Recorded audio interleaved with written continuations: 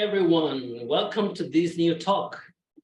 Today, I have the pleasure and privilege of speaking with Aarón Radillo, former head of School of Foreign Languages, with whom we are going to talk about his professional career, as well as a very important field in the language learning process, vocabulary learning strategies. Thank you for accepting the invitation.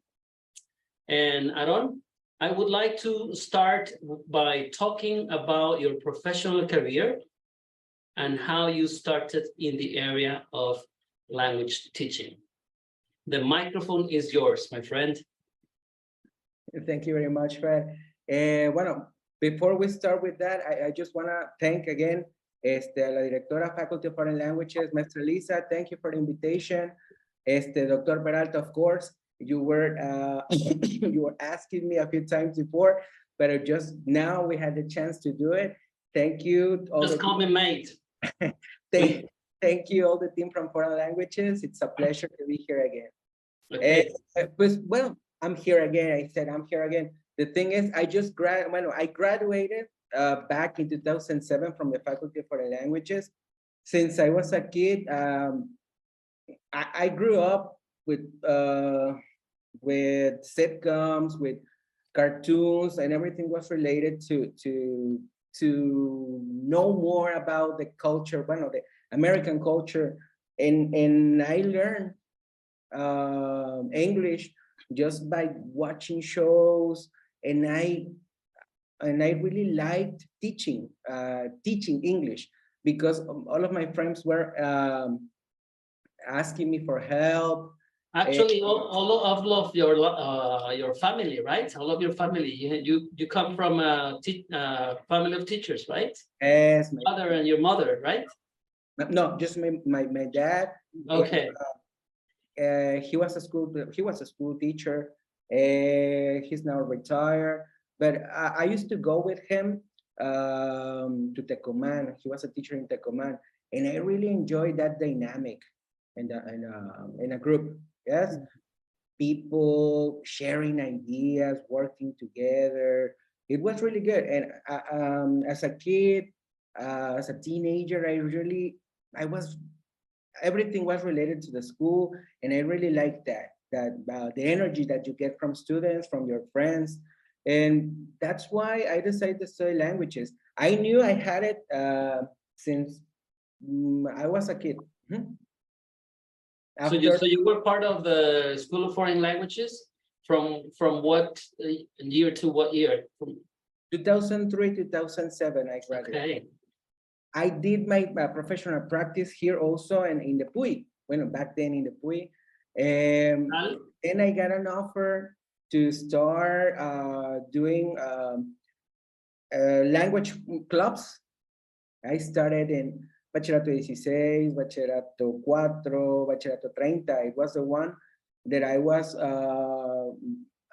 really glad we did it because I graduated from there. I did there. So we had a great time over there. It had an impact, and I got a call from Patty, the great Patty, and she said, "Oh, you want to join the team?" And I was, "Oh, of course, yes." I started early. Just as soon as I graduated, I get the chance. I was really lucky to enter the University of Colima, and after that, I kept on working. Everything that was new, or it was a new trend on teaching, I was really interested on. I remembered you, friend, from my second year here. You helped me out a lot with Educ, remember? I know. It was a thing back in 2008, and we were working a lot on that, online learning, los pasitos, pininos, the very first thing that we had to do here at the University of Colima, telematics, remember? And then I did my master's on the same area, language teaching, in University of Southampton University in Soton. After that, I tried to learn other things besides language teaching. I went on into programming. And now I'm studying my PhD on economics. I try to make things interesting. Very, very interesting career. So let's go back a little bit to the time where you were a student in the School of Foreign Languages. So what do you remember about those days? And and now it was really different. It was really different. Now, so did you you said that you used to go with your father to the command, and you were captured by the environment of schools and children and teachers. And once you were part of the School of Foreign Languages,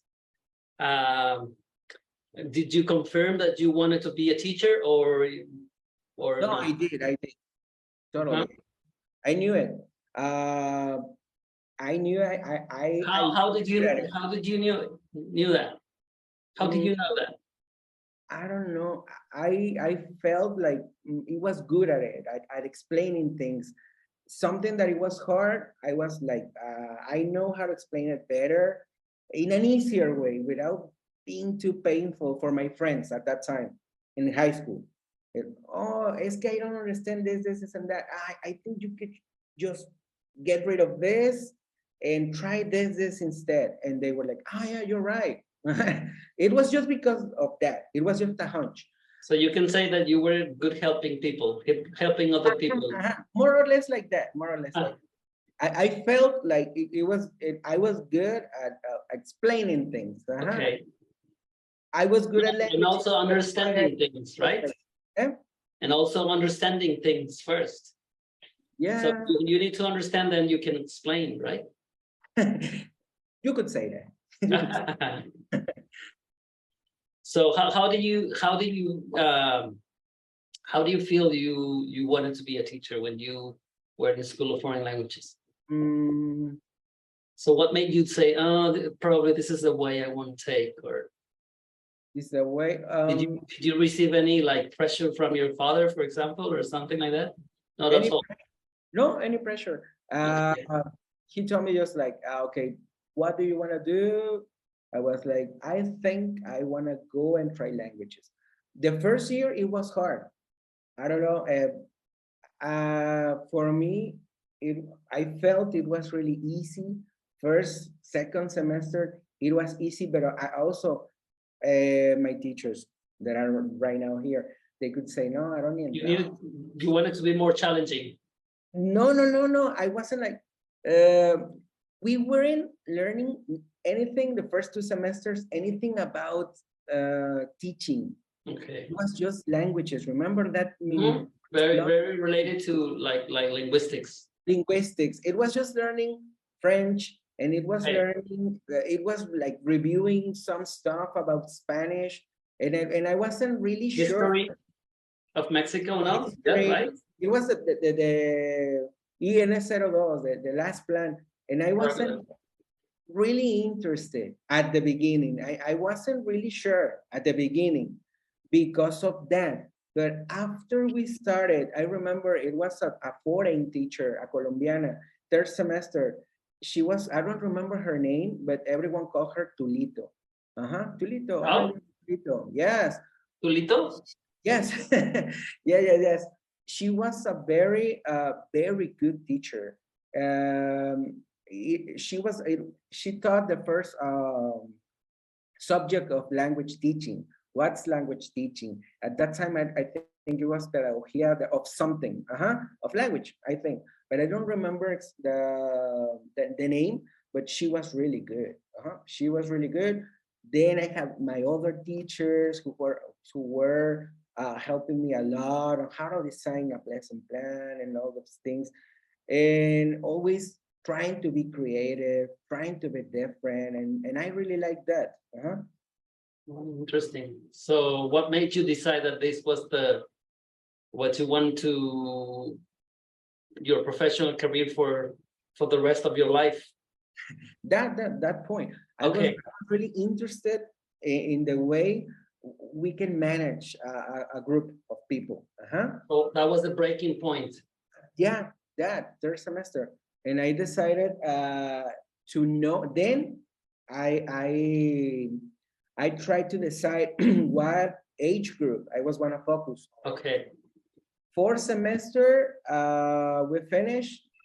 Someone that I think Patty Ceballos told us, now start thinking and where are you going to do your professional practice, servicio. And I was like, there's option A, B, C, and D.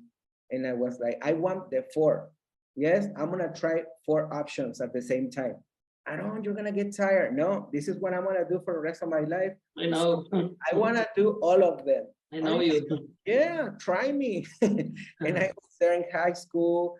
I was the first generation of Promete, I think. It was in primary school it was called the 4. 4. I know. I know which one. Yeah, I was there from 4 to 6 every Monday, Thursday, I think. And then the other days I was in Secundaria Manuel Alvarez. I started the clubs in high school on Saturdays, and I was doing something else, but I was doing 4 different things at the same time besides school. I had already decided I want to be a teacher. I wanted to know where. What were my options at the time? Interesting. I didn't know that part. So you were doing like all that stuff at the same time. Yeah. Interesting. I wasn't afraid. I was like, I have the time. Now I have the time. Let's go. Let's enjoy. So how, after all this time, how would you define the process of learning languages? How would you say language learning is, or what do you say language learning is about? Yes. In your own words. In your own words. It's a process of learning something, no? You decide what. But good question, Fred. At that time, I remember the study we were doing with Nikki. Remember? Okay, yes. England? Nikki Bremer. He made us that question as well. And we did an exercise in which we remember, we reflect on the ideas we had about teaching. Remember? Since we started and the process, how it's changing, no? Constantly changing. At that time, I learned, I told you, I learned by listening to input all the time. So I was like, if you are in touch with English, you can learn, but it takes a lot of time, no? For something for me that could work faster was what I learned in the SEMBI. I was in the SEMBI as well. Okay. Remember drillings? So tell people what is SEMBI about, because some people may not know. SEMBI was a really popular school of languages. It is, I think, it's still based in Tecomán. I think it was a really good school there. I think the matrix was in Colima, yes, on Beca Ranza, and then they moved to, well, they moved to Tecomán and to Manzanillo as well. I remember there was one school in Manzanillo.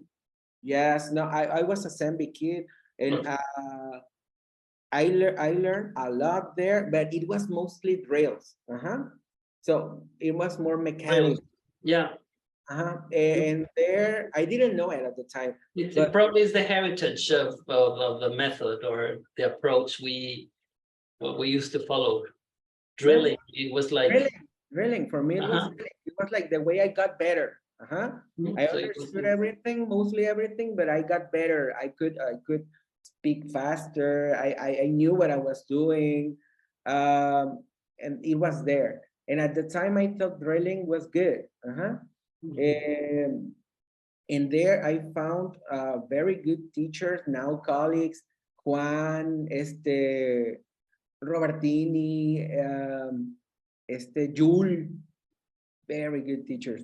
And then, as I was telling you, I learned a lot there, and I thought that was my idea of language learning, no? Like, you could get usually we teach and we learn. I mean, we teach the way we learned, right? So we have like the way we were taught, it's the way we teach. Usually that's the way it is. It's like by heritage. Yeah, yeah, so I agree strongly with So, it. so I believe that changed your, I mean, the way or the way you appreciated language teaching changed when you started the School of Language Learning. I mean, the School of Foreign Languages. Yeah, Not. it changed my perspective because Okay. now I knew that I had to do to develop the 4 skills. I learned a lot of different things, but I was still buying the drilling thing, the practicing, the worksheets, a lot of different things, no? But yeah, I was still like repetition. It's gonna get you better, no? Okay. Tell us a little bit about your very interesting, Aaron, very interesting. Thank you for sharing all these moments and memories, right? Of your. Thank you. I didn't expect that part of this Yeah, talk. I know. So tell us a little bit about the moment when you started your DMA. Tell us a little bit about the process, how you started, the program, and all that experience you gained about learning completely. It's online learning. Yeah. Is that defined as online? Online. Distance, right?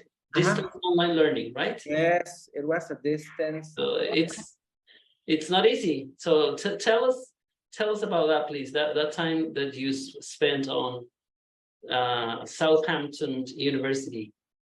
Yes, it was really difficult. Now all of you know online learning, right? Or we think we know online learning because of the pandemics and other things that we left recently. But at the time, it was 2011, I think. 2011. Probably yes. Yes, probably 2011. I did that with Maribel. We were partners. We were invited to participate in that new program. Carmen, la doctora Carmen Magaña was the first one who tried it. And she was like, I don't think it's really easy to do. You have to learn about this and that. If you make this course, then you do this, and it can become a master's. And I was really interested in that. At the time, ever since I graduated, I was looking for different options here in Colima, Guadalajara, but they didn't have something that I really enjoy learning. Nothing related to my area. That's why I was looking for other options. Then we were invited, and we were like, yeah, I want to do it. Yes, I want to see how you can. How can you learn differently? Because at the time I was. It was a distance program, so I didn't know how we were supposed to work and learn in that way, through that methodology. I was, I don't know, I just wanted to do it, but it was like, I don't know how we're gonna do it. I remember I was talking to Maribel and we were like, oye, ¿qué vamos a hacer? O sea, what's going on? Did you sign? Yes, let's do it together. Yes, and they didn't have like a preparation course or something to give you strategies, because it's the main topic we're gonna discuss later. Like to strategies to learn online. It was a new thing, and it was only England, the US that had this very first courses, and I was like, vamos a ver. No, I was a bit skeptic as well. How are they gonna test us? How are they gonna know that it's us doing the work?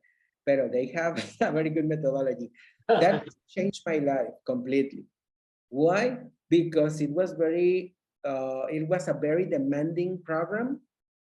I spent like 3 years of my life doing research. I knew, well, I didn't know anything, but then I graduated knowing how to do research. In my area, language teaching, but see, it was really painful. Why? you needed to follow that certain methodology, one task a week, but you had to read like, I don't know, tons of pages of material that I didn't have. Maribel and I were here in Colima, so we didn't have the chance to go to a library, face to face with other teachers. Or probably the library we had, it was not enough for what you needed to read about. Yes, they didn't have, well, we didn't have access also with the VPN library online on the internet. It was really difficult. We were learning with everything we had there at our disposal in the library, with some readings I got from Carmen, with things that you shared with me because you were also doing your PhD, things that I got from Seku, Maria. It was really difficult, yes? And everyone was like nowadays really busy. So Maribel and I were like, should we help each other? We didn't even have time to do that. It was like, whatever, vamos, a darle. Sharing, participating, but it was really demanding. It was nonstop. You ended your first semester, you started right away the next one and continuing. At the same time, you were taking like two courses, but it was a lot. And also working in a thesis project. Woof. Really. So you were part of a group of how many teachers or how many students, MA students? Students, we were like 20. 20 from different countries. Yeah, from different countries, from different parts of Mexico as well. It was really cool because you got to know more people that were studying the same things you liked. And they had way more experience than I did at the time. So I learned a lot from them. I learned also what happened in their context. There, I was a person from Chile. That's why I knew teachers over there. They had their own journal. Also in Brazil, they have their own ELT journal, and it was really popular. They were doing great things in Chile, and I was like, I think we published something with them, and it was really, really good. Interesting, Aarón. What about, well, let's move a little bit to that area of research. And tell us a little bit about your experience about doing research. I remember one paper that I read that you were writing about discourse analysis, I think it was, and you were analyzing I think it was Obama, the former president of the United States, right? You were analyzing his discourse, and I remember I read that paper, and it was you were very happy with what you were doing, and I felt you were really enjoying that, especially that moment, because it was almost at the end of the MA, probably was the third semester. It seemed that you were like very familiar. You were very familiar with everything, and it seems that you were enjoying. So tell us a little bit about that part of research that you had to do with in this program. Discourse analysis. Discourse analysis.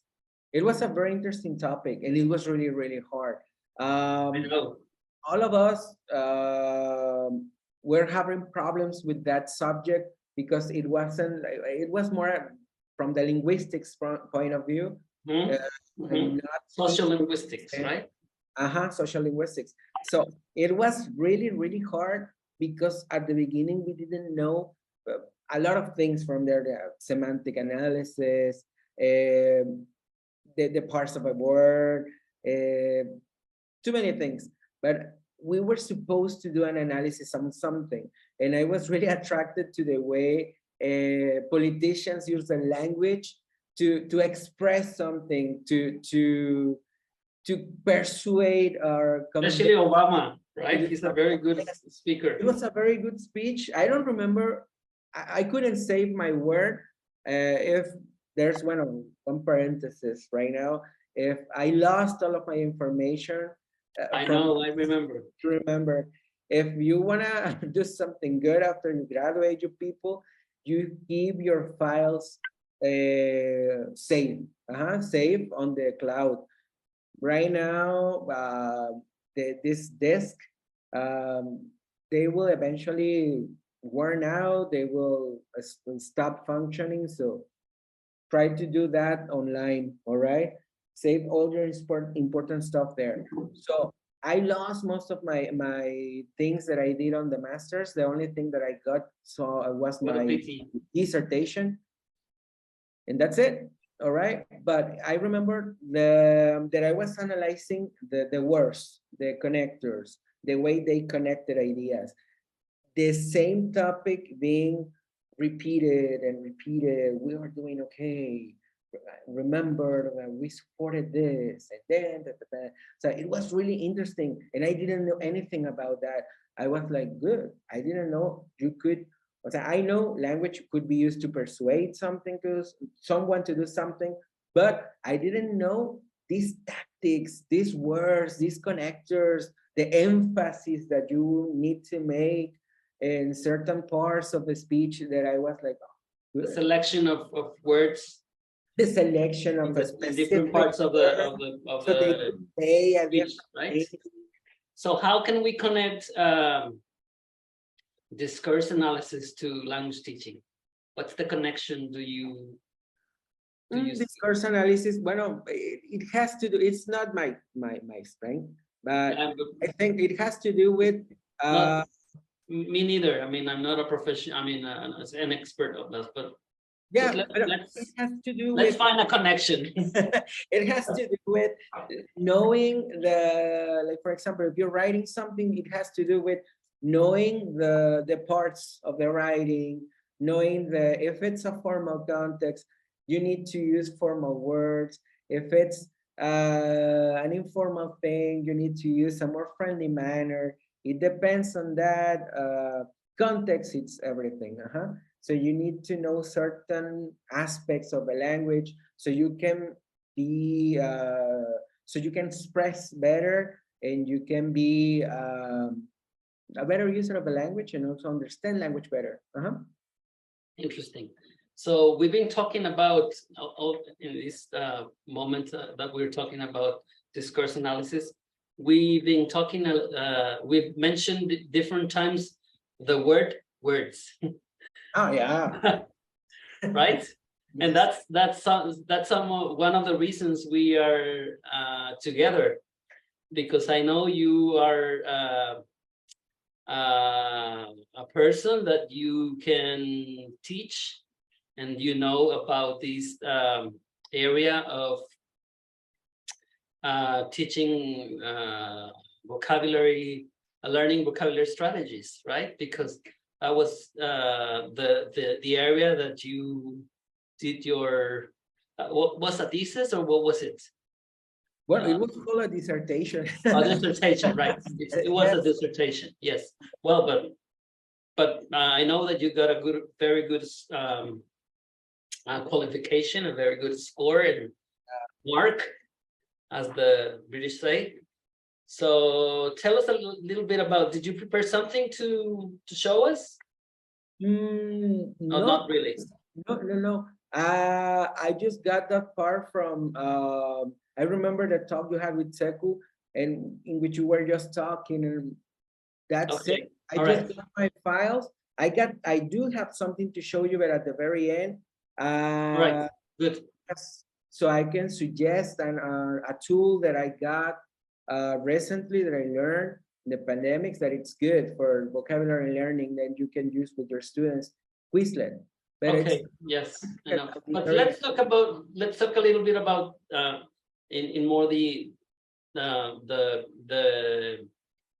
research area of vocabulary learning. So tell us a little bit about that in terms of what professional literature says and things like that, more like a little bit more related to what the professional literature says about vocabulary learning strategies. Can you? Well, yes. The thing that I could say, the vocabulary learning strategies is just an area. It's not a big area. It's just an area of the learning strategies. It's just a small part. It comes from there, from learning strategies.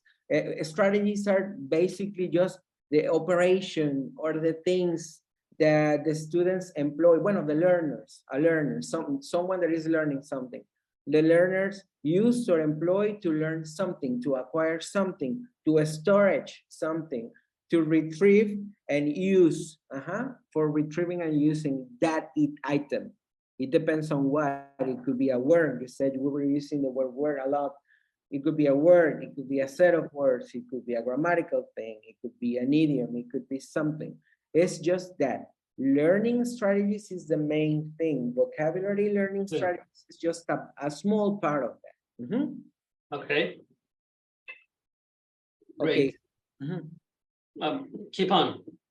Yeah, well, the thing, you asked me about the way I saw learning and teaching back in 2007.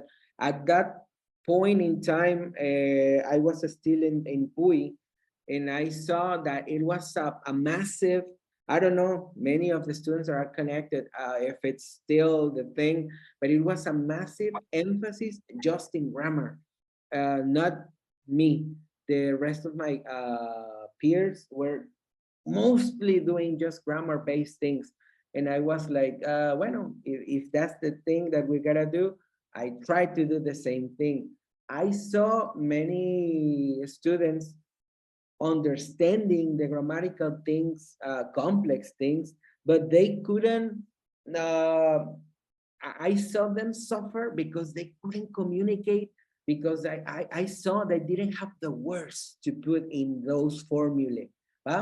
They were like, teacher, I understand this, but I don't know how to say it. Yes, and I was like, yes, because that's the lack of vocabulary. I tried to explore the vocabulary learning. That's why I was like, it's not just grammar, there are other things. I know, reading, listening, speaking, and all of those things, but I was like, let's explore a bit further vocabulary, because if you don't, for me, and simply put, for me, it was the more words you know, the more you understand, no? And written or spoken word. That's the thing. The more you know, the more you understand and you can say. And I started to explore the vocabulary. Like Nation said, giving attention to vocabulary is unavoidable, right? Allows students to understand better and to express better, more complex things. And also, in that complexity, it helps them learn more things, new things. So I was like, okay, yeah, I noticed vocabulary is important, but what else? How can the students learn? And that's why I was exploring different strategies that they could use, not just list, una listita con su traducción. That all the experts on the area of vocabulary learning, they said doing just a broad repetition or putting words there in a list, it's no guarantee that you will remember or that learning will take place. That was like, okay, I learned with lists, but I was doing other things without knowing. I was going back to my notes and I was learning something without knowing. That so was you learned that doing list of words is only one strategy. But at the time I didn't know. Okay. All the authors says doing lists is no guarantee that you're gonna learn. Okay. Me, I was a bit confused because I used to do lists. I still had my list of French vocabulary, but I was like, so why do you think some people are able to learn doing lists, and why some other people want learned doing okay, good, interesting. Because of this. All right. That is the thing that I learned that I was. Can you explain that? So, looks very interesting. Yes, the review strategy from Rebecca Oxford. So okay. It's not just jotting down things, writing down your notes. It is how often you go back to your notes and use them. Yes, it could be every hour, it could be on a daily basis, it could be on a weekly basis, it could be on a monthly basis, but you need to be aware that you need to learn those. You need to practice them a lot. These new items, I'm not just saying words or a group of words. You need to go back and do something with it. There on the right, it says, good for memory strategies. You could use grouping, associating, putting these new words into new context, using your imaginations, putting images to remember to do this and that. It helps a lot. Yes. So what the spiral is trying to say is that you have to review and do the same thing once, twice, 3 times, and you have to repeat it. Right. You can go back to your notebook from time to time. All right. To review what you put in there. You won't learn just by writing down things. You need to go back and check and review and then use those things that you learned there. Those things that you put down there. So, and at some moment, at some time, you have to use it. Yes. If you don't use it, it's like, yes, nothing's going to happen, right? That's more or less the methodology trying to teach you how to be constant. Okay. The methodology they use in Duolingo, ahorita con Busu, Rosetta Stone, they review things from time to time. All right. And they ask you, hey, remember, time to practice. Let's go back to the app. Okay. Let's go and review. You got these words wrong. Let's go into practice those again. But behind all those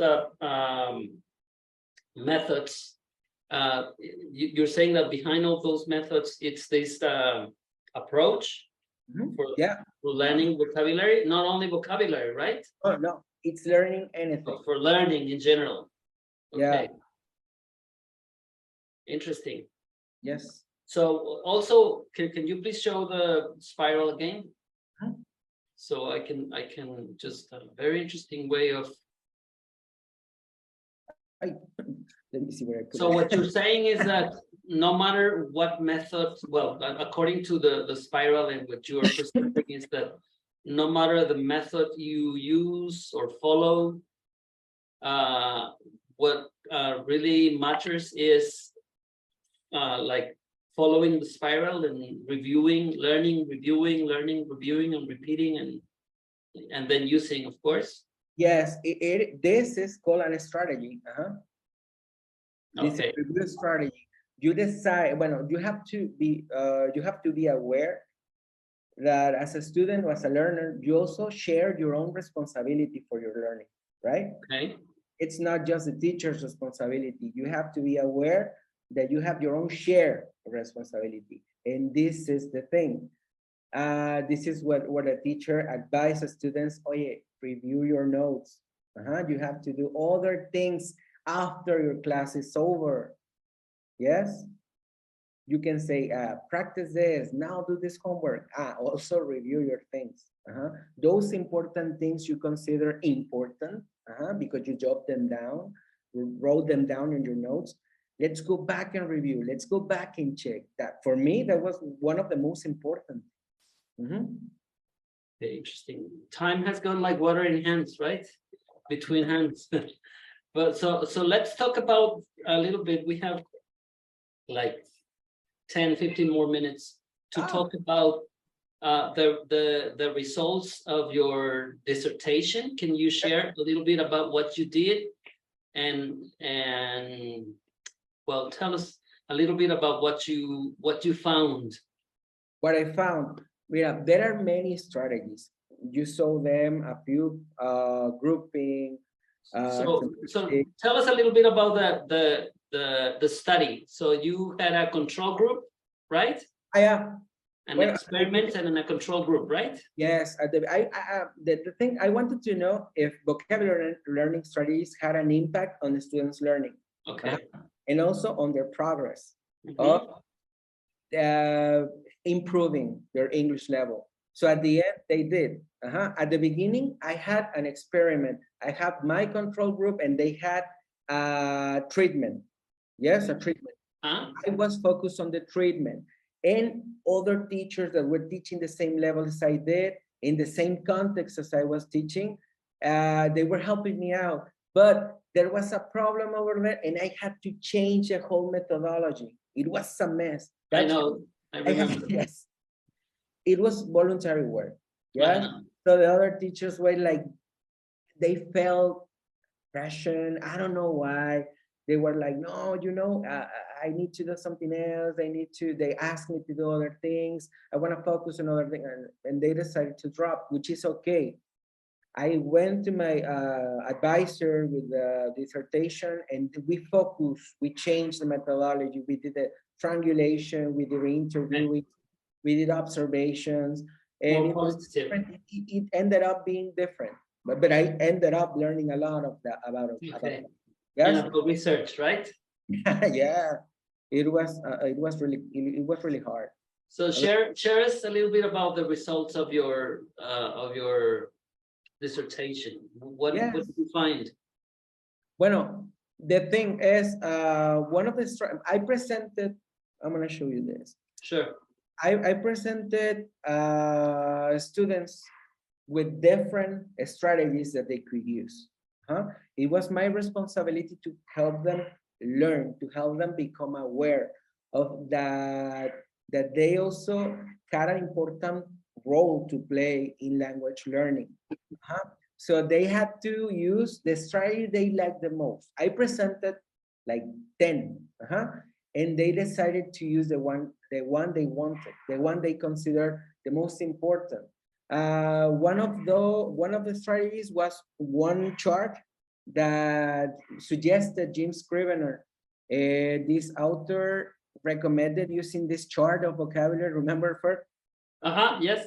Vocabulary was really similar to this. I use it for many times.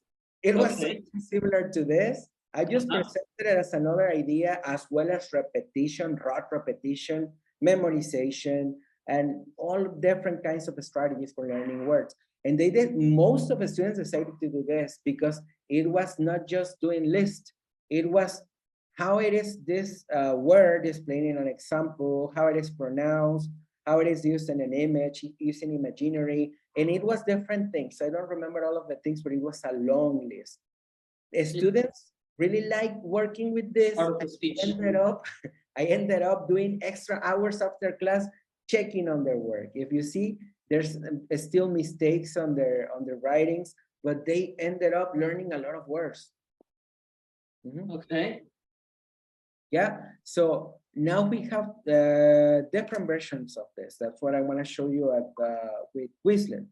Okay, all right. Yeah, the students decided that vocabulary learning strategies were useful. And they become aware of the impact of doing things on their own. It was really difficult at the time to get them to be aware of that. That they share that responsibility of think more autonomously. Exactly. It is not just the teacher. It is them doing something extra class after class is over. They have to do something. And I also make them aware that, like, for example, most of the students, this happens still today with my French students, with the students from other faculties. The thing is that every time you present something, you have something there in your book. It could be a worksheet, it could be a unit on your book. Mostly when you're doing reading or listening, you are presented with a lot of items. Yes, they go back. They use strategies also for reading, skimming, scanning. They go back. They do the exercise, but they don't explore more. They don't explore the whole text. Do I understand everything? Is it useful language? Oye, esta palabra que me has preguntado la semana pasada, yes, I can use it. So all of those items, I make students aware that they can use all the things that they got from the book on their benefit. That they are not just doing exercises or reacting to exercises. No, that is useful language that is carefully planned to be there for a reason, and they can get a lot of useful language from there. Okay. That was also important, and it was reflected at the end. I made students aware of that. So tell us a little bit about the methodology. You were presenting something about Quizlet or what? Quizlet. Okay, right? so remember the page that you saw? It was early 2011, and we were doing everything. We're in the middle of a pandemic.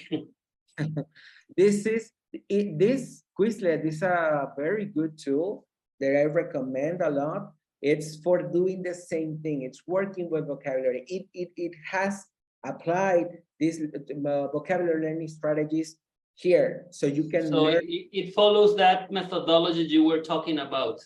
Yes, it follows review. The review, okay. Writing down words or vocabulary items that are good for you, that you thought are important. This unit, la unite, belongs to my students of Flex. Ellos la hicieron. All right, it was really good. You just create the unit. You invite the users to start writing down words, and they ended up doing this. So it's very, very good. Instead of just doing what I show you and to details, you do this, and you have an unlimited database of useful language. Look, Python. Well, so it is a lot of good vocabulary, and this is just for record keeping. You can also go back and learn. It's gonna show you. It's gonna create automatically quizzes.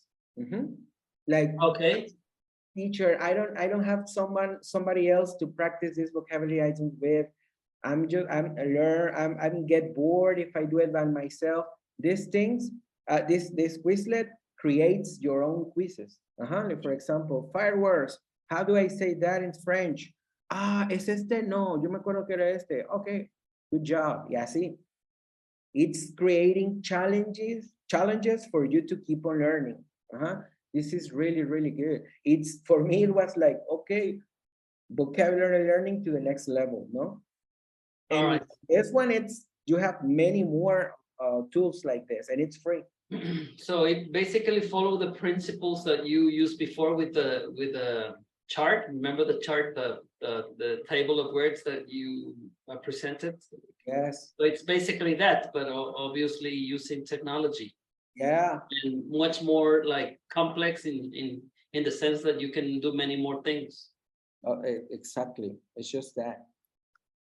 And it's really, really useful. It creates like this slides so you can learn vocabulary if you want to practice with the same items that you put there. It also creates the quizzes, and it's a lot of things. And the most important thing is that you can create this with your students, and you can work together collaboratively into the same list. And you can keep it, you can download it, keep it, print it. You can do whatever you want to do with this. And it's really, really useful. And again, it's free. Interesting. So very, very interesting. Thank you for sharing out. And so basically going back a little bit to the study you conducted.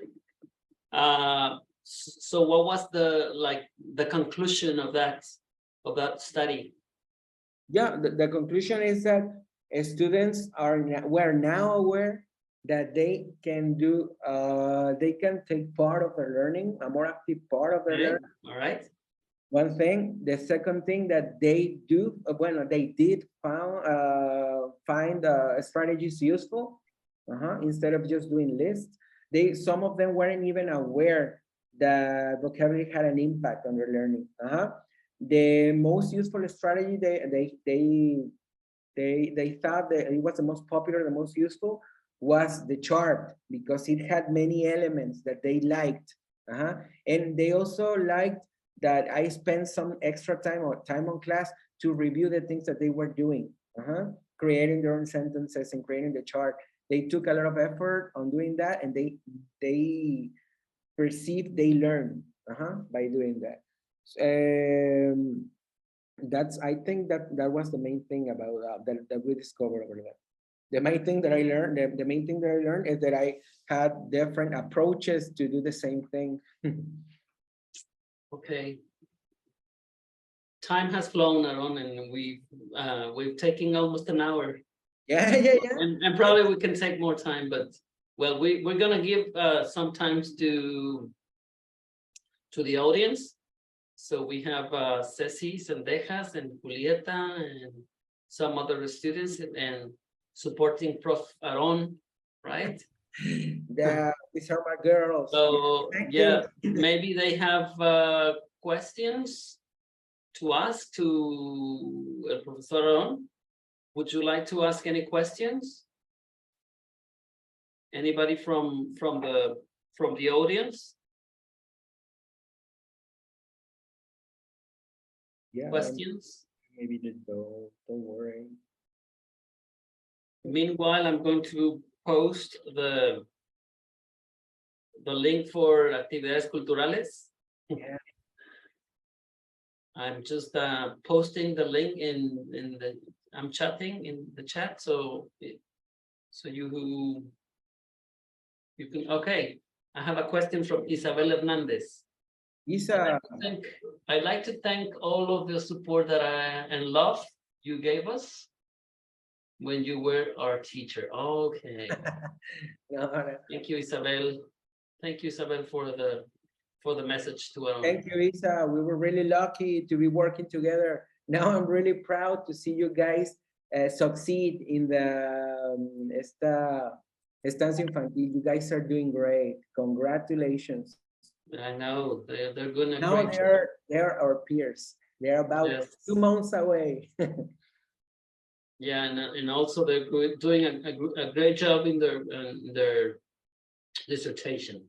Yeah. I do know. Very interesting projects there. See, and Andy, I do know they're writing. Read a lot, and they're doing a great job over there. Okay, anybody would like to say something or a question to Professor Aarón?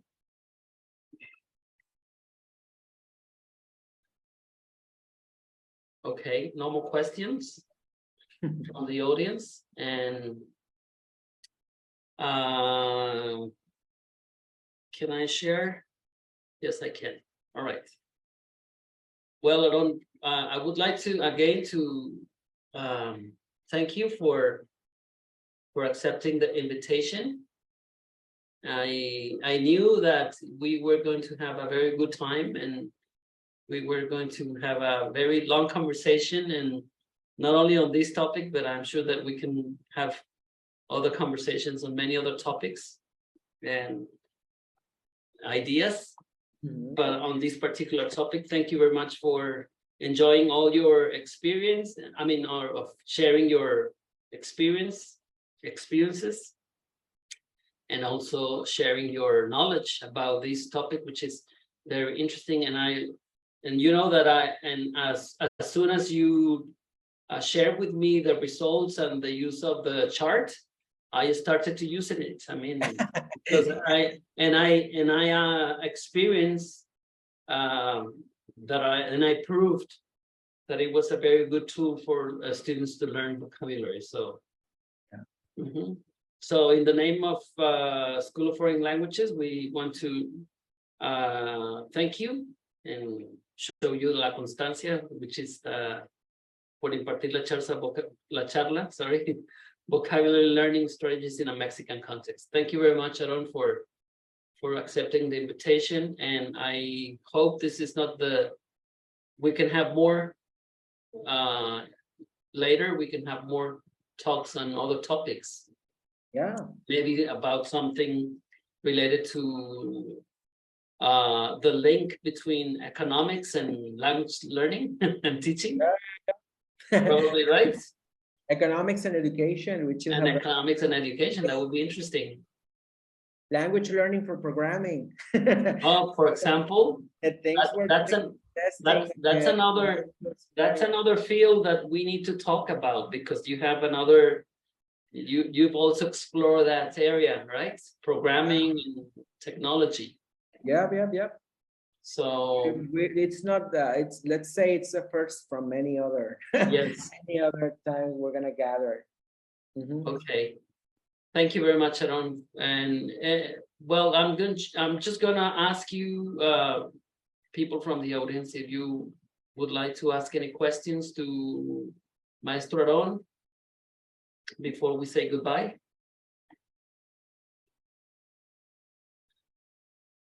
Okay. So no more questions, no more comments. Thank you, Aarón, again. I hope to see you soon. Yes. It was nice talking to you. It was my pleasure. Thank all of you for doing this and for inviting us. Thank you very much, everyone. Elisa, Zavala, Ceci, Isa, Diana, thank you very much.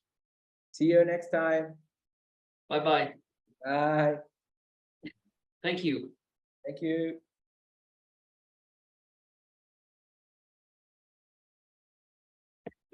Gracias, Jorge. Gracias, Zavala.